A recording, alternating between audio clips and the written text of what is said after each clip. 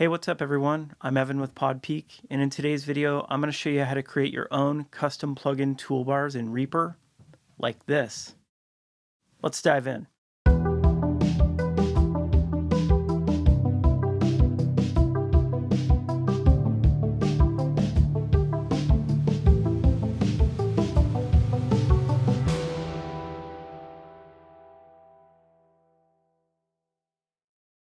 Welcome to PodPeak, where I talk about recording, editing, and sound design for music production, podcasts, and film.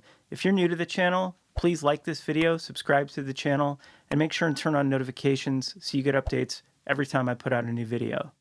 So Reaper comes with a variety of ways to manage and organize your plugins. For example, you can filter by brand or category, or you can customize your own folders as well. That said, if you have a lot of plugins, like me, it can be time-consuming to filter through them all, especially when you have a handful of favorites that you like to use on most projects. That's where creating visual toolbars for your plugins, like this, can really come in handy.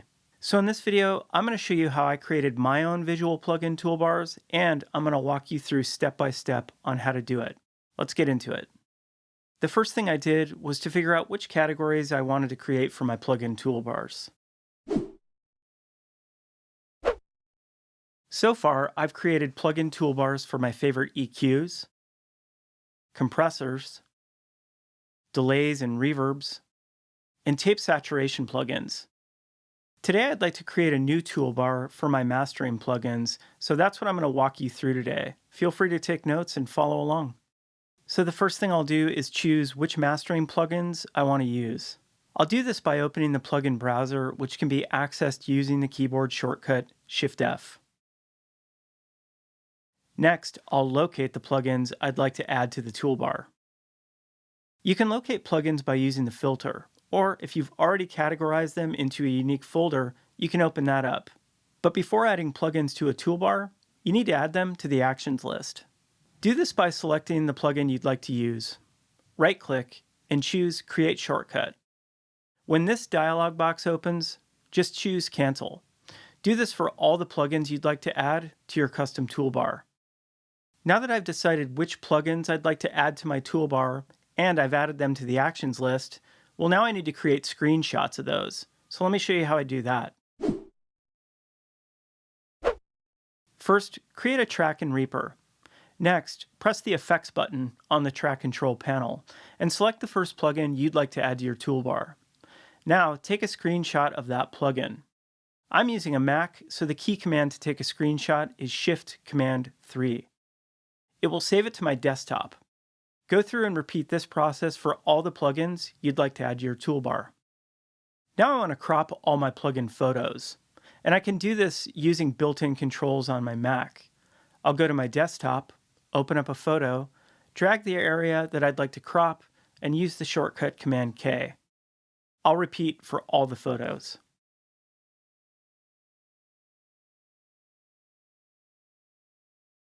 Now I'm going to upload the cropped photos to a graphic design application to make further modifications. I'll demonstrate this using Canva, which comes with a free version, and I'll leave a link in the description. Once you've created a Canva account, you can create your first template. In the upper right corner, choose Create a Design. Now you can put in the dimensions for your template. I'm going to use a fairly high resolution for these photos, so I'll choose a width of 2700 pixels and a height of 1350 pixels. This will make more sense at a later step. Now I've got my template size. Next, I'm going to duplicate it 3 times. This is because Reaper toolbar icons have 3 different states: an off state, which looks like this, a hover state, which looks like this, and a click state, which looks like this. To duplicate the template, click this button. Now I'm going to choose a background for the plugin template. In the Canva menu, I'll choose Background. You can choose any background you want. I'm going to use this dark gradient as my base color. To add it, select the template and click the background. Next, I'll import all my plugin screenshots. In the Canva menu, choose Uploads. I'll select all the plugin screenshots I created earlier and wait for them to upload.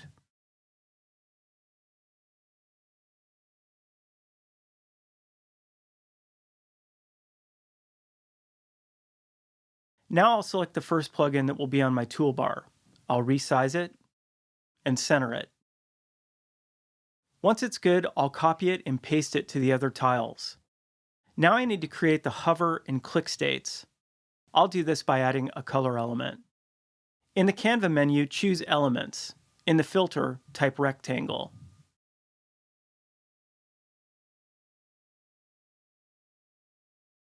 I'll choose this one. Once I've stretched it over the tile, I'm going to choose a color. For the hover state, I'll choose red. Now I'll adjust the opacity so I can still see the plugin. Once it's where I like it, I'll copy and paste the element to the click state, but choose a different color.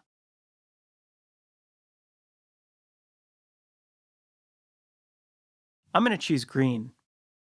Now I have the three states of my plugin toolbar icon: off, mouse hover, and click. Now I'm going to export these to a folder on my desktop. I'm going to name it and then export.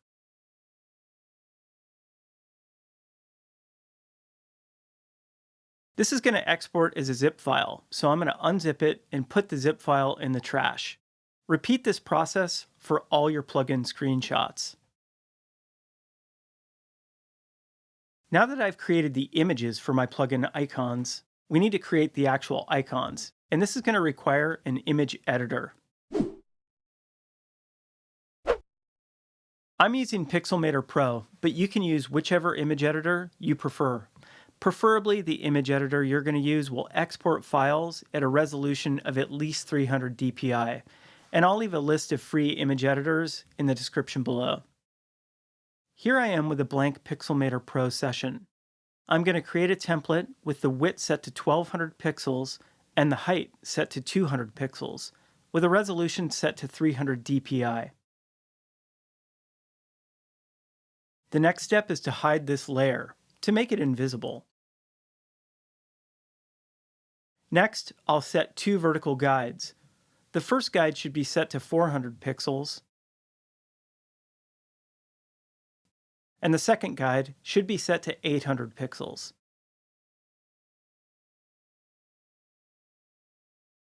This will ensure that each plugin state will set perfectly on the icon, like this.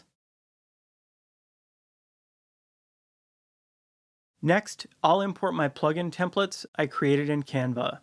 I'll go to Insert, Choose, and navigate to the folder on my desktop with my plugin templates. I'll open the first folder and choose the first one. Now I'll need to downsize this template to a width of 400 pixels and a height of 200 pixels. I'll set the x-axis to 0 and the y-axis to 0. Now I'll import the second, or hover state. Again, resize it to a width of 400 pixels and a height of 200 pixels. Next, I'll set the position to 400 and 0. Finally, I'll import the third, or click state. Again, resize it to a width of 400 pixels and a height of 200 pixels. Then position it to 800 and 0. This is what a complete plugin toolbar icon looks like. But to use it as an icon in Reaper, I'll need to send it to the icon folder in my Reaper Resources folder. To access this in Reaper, go to Options and choose Show Reaper Resources in Explorer Finder. Open the Data folder, then the Toolbar Icons folder. I'll name it so it's easily searchable, and save it.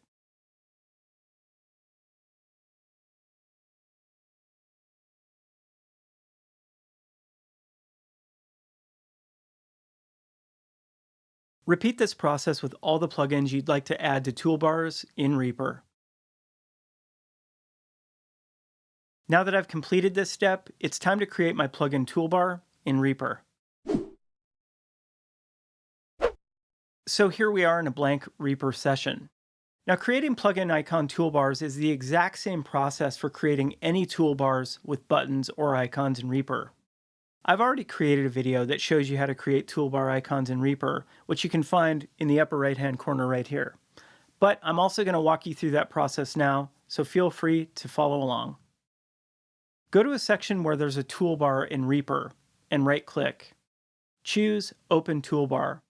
You can see that I've already created multiple toolbars for my own Reaper setup, so I'll choose one that's not being used. I'll right-click on the toolbar and choose Customize Toolbar. The first thing I'm going to do is retitle the toolbar. Since this toolbar will be used for my favorite mastering plugins, I'll call it Mastering Effects. Next, I'll delete this, and then right-click, and choose Insert Action. In the filter, I'll choose for one of my mastering plugins that I saved earlier. I'll choose SPL Iron.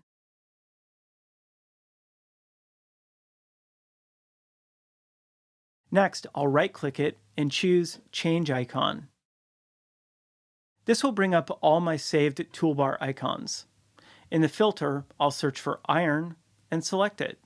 Choose Save, and now you can see my first plugin icon has been saved in the toolbar, with the off state, hover state, and click states functioning properly. I'll repeat this process with all my mastering plugins.